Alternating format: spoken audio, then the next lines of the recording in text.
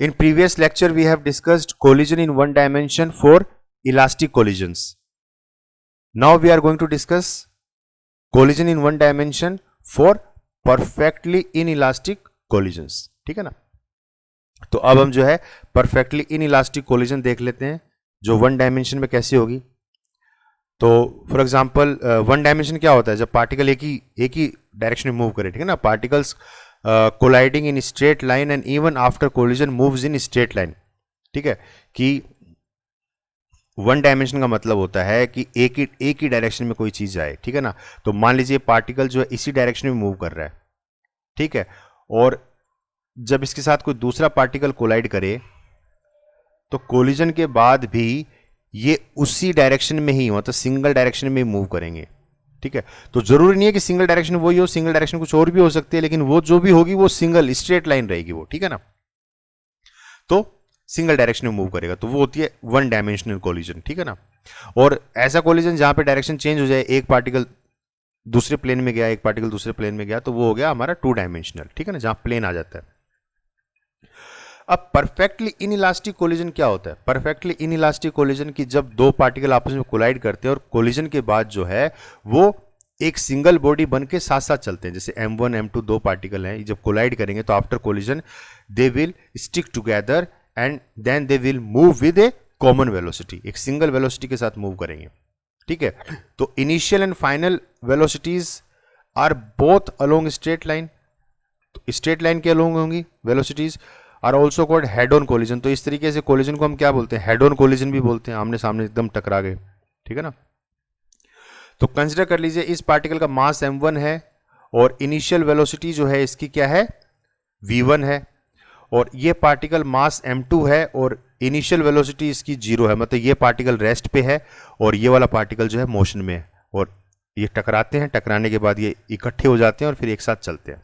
ठीक है ना? तो ये ऐसी सिचुएशन है ये. तो आफ्टर कोलिजन क्या हो जाएगा? तो अब क्योंकि वेलोसिटी कॉमन है तो और सिंगल बॉडी बन गई, तो अब ओवरऑल मास आ जाएगा इसका. तो ओवरऑल मास कितना हो गया? m1 plus m2. और जो फाइनल वेलोसिटी आफ्टर कोलिजन वो दोनों की एक ही होगी, चिपक गए आपस में ना, स्टिक हो गए एक दूसरे के साथ. तो फाइनल वेलोसिटी हमने मान ली इसमें v मान ली. तो v1 हमने ले लिया यहाँ पे इनिशियल वेलोसिटी और v हमने ले लिया यहाँ पे फाइनल वेलोसिटी. क्लियर है? अब देखिए, अब मोमेंटम तो कंजर्व्ड होगा. ठीक है ना? मोमेंटम जो है, लीनियर मोमेंटम जो है, चाहे कैसा भी कोलिजन हो, वो तो हमेशा कंजर्व्ड रहता है. तो एज पर conservation of momentum initial momentum will be equal to final momentum. तो इनिशियल मोमेंटम क्या होगा? m1 v1 plus m2 v2. और m2 v2 जो है वो 0 है. ठीक है ना? तो m1 v1 आ गया इज इक्वल टू ये फाइनल आफ्टर कोलिजन क्या है? Final momentum m1 plus m2 v. तो यहां से v आ जाएगा हमारे पास m1 v1 upon m1 plus m2. ये आ गई पहली इक्वेशन. और इसके अंदर जो होता है वो काइनेटिक एनर्जी जो होती है वो कंजर्व नहीं होती है. ठीक है, यानी कि जो काइनेटिक एनर्जी है वो इसमें कंजर्व नहीं होगी. इसका मतलब काइनेटिक एनर्जी के अंदर लॉसेस होंगे. तो the loss in kinetic energy on collision वो कैसे होगा? तो कितना चेंज आया काइनेटिक एनर्जी के अंदर वो हम देख लेंगे. भाई जितना चेंज आएगा इसका मतलब वो क्या है? लॉस ही है हमारा. ठीक है, वे पहले कोई चीज मान लीजिए 6 थी और फिर बाद में वो घटकर 2 हो गई, तो कितने का लॉस आया? तो 6 माइनस 2 4 का लॉस आ गया. तो वही होता है. तो वो हम देख लेंगे कितना चेंज हुआ है. तो चेंज इन काइनेटिक एनर्जी कितना हुआ है वो हम देखेंगे इसमें. तो वो हमारा क्या होगा? लॉस होगा.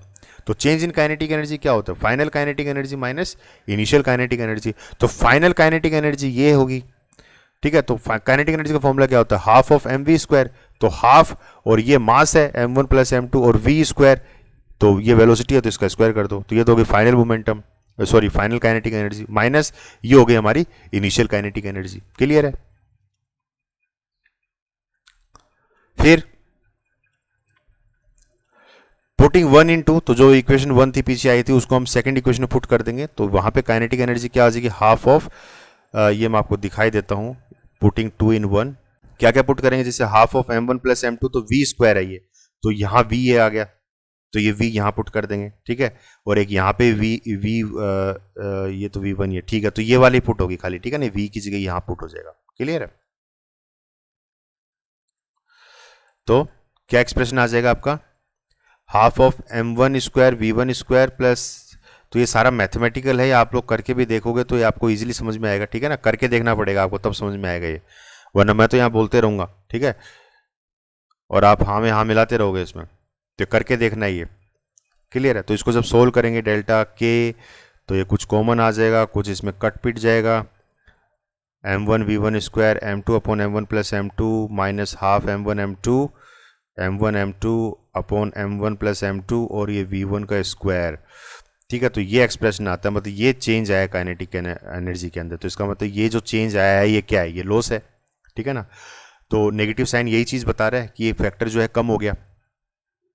तो शोज नेगेटिव साइन क्या शो कर रहा है कि जो इनिशियल काइनेटिक एनर्जी थी वो ज़्यादा थी as compare to final kinetic energy. क्यों? क्योंकि डेल्टा के क्या होता है, final kinetic energy minus initial kinetic energy. तो अगर इनिशियल काइनेटिक एनर्जी बड़ी होगी तो जो भी फैक्टर आएगा वो माइनस में आएगा, ऑब्वियस सी बात है भाई। बड़े में से छोटा माइनस करोगे तब तो कोई दिक्कत नहीं है, लेकिन छोटे में से जब बड़ा माइनस करोगे तो वैल्यू किस में आएगी, माइनस के साथ आएगी। तो वही चीज़ यहाँ पे हो रही है कि पहले जो था बिफोर कोलिजन वैल्यू ज़्यादा थी, मतलब फाइनल काइनेटिक एनर्जी कम थी इनिशियल काइनेटिक एनर्जी की कंपेरेटिवली। ठीक है ना, तो वही चीज़ बता रहा है। It means some kinetic energy is loss after collision in some other form. और ये जो लॉस हुआ है किसी भी फॉर्म में लॉस हो सकता है। ठीक है ना, हीट की फॉर्म में लॉस हो सकता है, साउंड की फॉर्म में लॉस हो सकता है, तो वो सब लॉसेज हैं इसमें। क्लियर है? तो ये हमने पढ़ लिए। Earlier we have discussed collision in 1 dimension, now we are going to discuss collision in 2 dimension.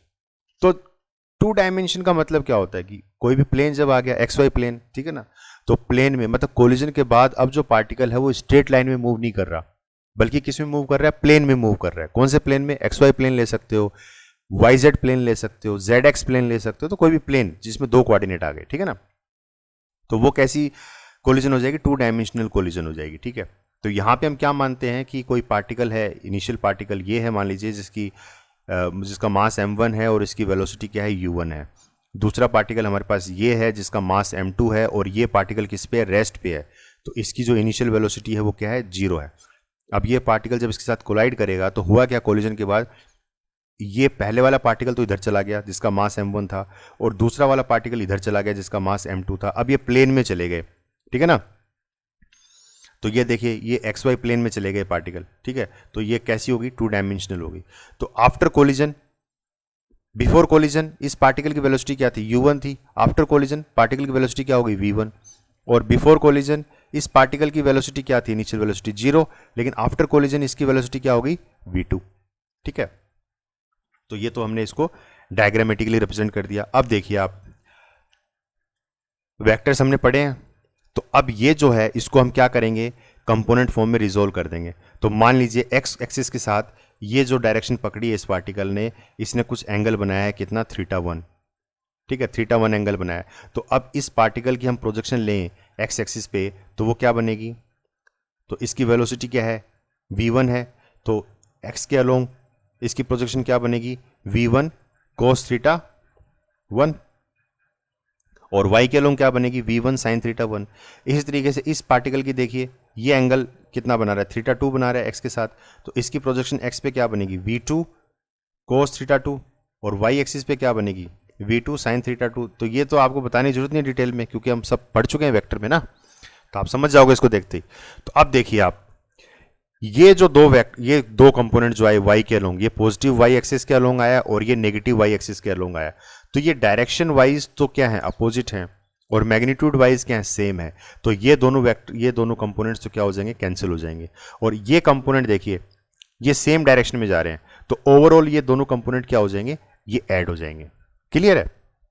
कैसे होंगे वो हम देखते हैं। तो फॉर कंजर्वेशन ऑफ मोमेंटम, क्योंकि मोमेंटम कंजर्व्ड होता है, तो मतलब बिफोर और आफ्टर कोलिजन मोमेंटम सेम रहेगा। तो एक्स एक्सिस के अलोंग जो गए पार्टिकल, अब ये प्रोजेक्शन देखेंगे हम, ठीक है ना, ये एक्स के अलोंग और ये वाई के अलोंग। तो एक्स के अलोंग क्या क्या गया, तो एक्स के अलोंग क्या जा रहा है, तो ये है m1 u1 प्लस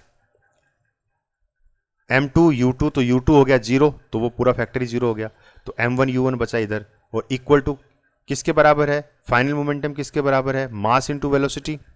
ठीक है, अलोंग इस स्टेट, इस वाले एक्स के अलोंग, तो मास m1 और वेलोसिटी क्या है, v1 cos θ1, v1 cos θ1 plus second particle का मास क्या है, m2, और वेलोसिटी क्या है v2 cos थीटा 2, ठीक है। हम मोमेंटम देख रहे हैं, तो मोमेंटम क्या होता है, मास इंटू वेलोसिटी, तो मास इंटू वेलोसिटी की फॉर्म में रख रहे हैं सबको, ठीक है ना।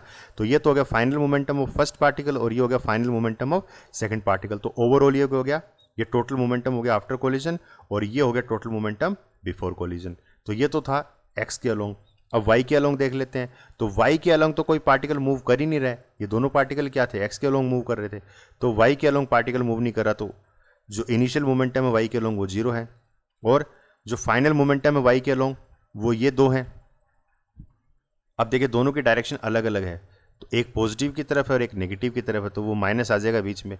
तो इसका क्या होगा, m1 v1 साइन थीटा 1 और ये हो जाएगा माइनस के साथ m2 v2 sine theta 2, minus m2 v2 sine theta 2, ठीक है ना।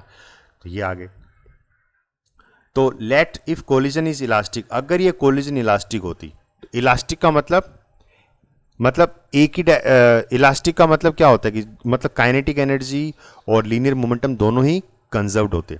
तो अगर ये इलास्टिक होती तो उस केस में क्या हो जाता, काइनेटिक एनर्जी दोनों तरफ सेम हो जाती। तो काइनेटिक एनर्जी कैसे सेम होती, क्योंकि काइनेटिक एनर्जी भी कंजर्व्ड होती है उसमें, तो वो क्या होता है, initial kinetic energy will be equal to final kinetic energy. तो ये एक्सप्रेशन बनता है उसका, ठीक है ना।